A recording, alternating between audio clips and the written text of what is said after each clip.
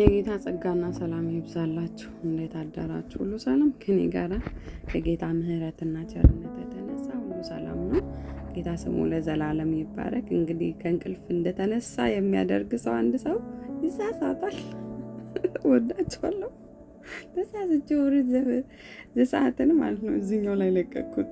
ከዛ ሳየው የጌታ ቃል ነው እንግዲህ ኩንታ ነገር አልለቀቅኩትም። خلاص ድሌት አላረገም ብዬ ተውኩት።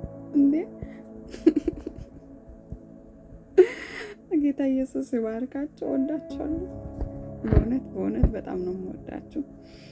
እንዲሁ ደግሞ የጌታን ሞትና ትንሣኤ የምናስብበት ፋሲካችን እየደረሰ ነው።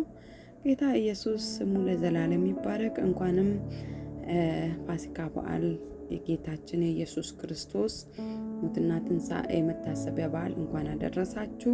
ጌታ ኢየሱስ ስለናንተና ስለኔ በመስቀል ላይ ተሰቅሎ እግዚአብሔር ስሙ ለዘላለም ይባረክ በመስቀል ላይ ፍቅሩን የገለጠበት በዓል እንኳን አደረሳችሁ። ኢየሱስ ለዘላለም ጌታ ነው ወገኖቼ። በእውነት እግዚአብሔር ስሙ ለዘላለም ይባረክ። ጌታ ኢየሱስ ስሙ ብሩክ ይሁን። ለእኛ ስል በመስቀል ላይ ተሰቀለ። ስለኛ ስል መከራን አየ። ስለኛ ስል መተላለፋችንን እሱ ወሰደው። ስሙ ለዘላለም ይባረክ። አሜን። ዛሬ ደግሞ በጌታ እርዳታ የዮሐንስ ወንጌል ምዕራፍ 2 ላይ ደርሰናል። ጌታ ስሙ ለዘላለም ይባረክ። በክርስቶስ ኢየሱስም አነባለሁ። በሶስተኛውም ቀን በገሊላ ቃና ሰርግ ነበር። የኢየሱስም እናት ከዚያ ነበረች። ኢየሱስም ደግሞ ደቀ መዛሙርቱም ወደ ሰርጉ ታደሙ። የወይን ጠጅም ባለቀ ጊዜ የኢየሱስ እናት የወይን ጠጅ እኮ የላቸውም አለችው። ኢየሱስም አንቺ ሴት ከአንቺ ጋር ምን አለኝ? ጊዜ ገና አልደረሰም አላት። እናቱም ለአገልጋዮቹ የምላቸውን ሁሉ አድርጉ አለቻቸው። አይሁድም እንደሚያደርጉት የመንጻት ልማድ 6 የድንጋይ ጋኖች በዚያ ተቀምጠው ነበር። እያንዳንዳቸውም 2 ወይም 3 እንስራ ይይዙ ነበር። ኢየሱስም ጋኖቹን ውሃ ሙሏቸው አላቸው። እስከ አፋቸውም ሞሏቸው። አሁን ቀድታችሁ ለአሳዳሪው ስጡት አላቸው። ሰጡትም። አሳዳሪውም የወይን ጠጅ የሆነውን ውሃ በቀመሰ ጊዜ ከወዴት እንደመጣ አላወቀም። ወይኑን የቀዱት አገልጋዮች ግን ያውቁ ነበር። አሳዳሪውም ሙሽራውን ጠርቶ ሰው ሁሉ አስቀድሞ መልካሙን የወይን ጠጅ ያቀርባል፣ ከሰከሩ በኋላ መነኛ፣ አንተስ መልካሙን የወይን ጠጅ እስካሁን አቆይተሃል አለው። ኢየሱስ ይህን የምልክቶች መጀመሪያ በገሊላ ቃና አደረገ፣ ክብሩንም ገለጠ። ደቀ መዛሙርቱም በእርሱ አመኑ። ከዚህ በኋላ ከእናቱና ከወንድሞቹ ከደቀ መዛሙርቱም ጋር ወደ ቅፍርናሆም ወረደ። በዚያም ጥቂት ቀን ኖረ። የአይሁድ ፋሲካም ቀርቦ ነበር። ኢየሱስም ወደ ኢየሩሳሌም ወጣ። በመቅደስም በሬዎችንና በጎችን ርግቦችንም የሚሸጡትን ገንዘብ ለዋጮችንም ተቀምጦ አገኘ። የገመድም ጅራፍ አበጅቶ ሁሉን በጎቹንም በሬዎችንም ከመቅደስ አወጣቸው። የለዋጮችንም ገንዘብ አፈሰሰ፣ ገበታዎቻቸውንም ገለበጠ። እርግብ ሻጮችንም ይህን ከዚህ ውሰዱ፣ የአባቴ ቤት የንግድ ቤት አታድርጉት አላቸው። ደቀ መዛሙርቱም የቤትህ ቅናት ይበላኛል ተብሎ እንደተጻፈ አሰቡ። ስለዚህ አይሁድ መልሰው ይህን ስለምታደርገው ምን ምልክት ታሳየናለህ አሉት። ኢየሱስም መልሶ ይህን ቤተ መቅደስ አፍርሱት፣ በ3 ቀንም አነሳዋለሁ አላቸው። ስለዚህ አይሁድ ይህ ቤተ መቅደስ ከ46 ዓመት ጀምሮ ይሰራ ነበር፣ አንተስ በ3 ቀን ታነሳዋለህን አሉት። እርሱ ግን ስለ ሰውነቱ ቤተ መቅደስ ይል ነበር።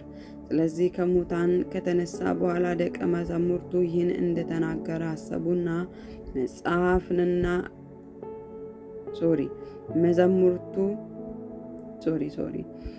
ስለዚህ ከሙታን ከተነሳ በኋላ ደቀ መዛሙርቱ ይህን እንደተናገረ አሰቡና መጽሐፍንና ኢየሱስ የተናገረው ቃል አመኑ። በፋሲካ በዓልም በኢየሩሳሌም ሳለ ያደረገውን ምልክት ባዩ ጊዜ ብዙ ሰዎች በስሙ አመኑ።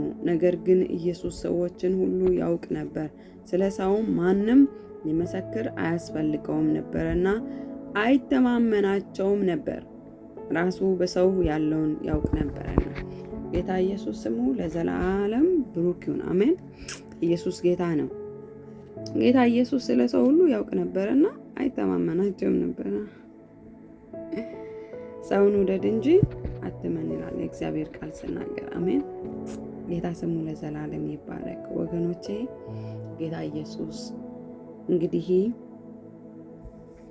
የቤቱ ቅናት ይበላኛል ያለው ቃል ይፈጸም ዘንድ ነቢያቶች በኦሪቶች ላይ የተናገሩት ቃል ይፈጸም ዘንድ ጌታ ኢየሱስ ወደ መቅደስ ገባና የሚሸጡትንና እንዲሁ ደግሞ የሚነግዱትን ሰዎችን አስወጣቸው፣ ከቤተ መቅደስ ላይ አባረረ እና ጌታ ስሙ ለዘላለም ይባረክ። ዛሬም በጌታ በኢየሱስ ክርስቶስም በጌታ ቤት የሚነግዱትን የጌታን ቃል መሸጫ መሸቀጫ ያደረጉትን በኢየሱስም ዛሬም እግዚአብሔር በእውነት ጅራፍ አበጅቶ ያጽዳው። በእውነት ቤተ ክርስቲያን ትጽዳ በኢየሱስ ክርስቶስም። እግዚአብሔር አምላክ ያጽዳው ቤቱን።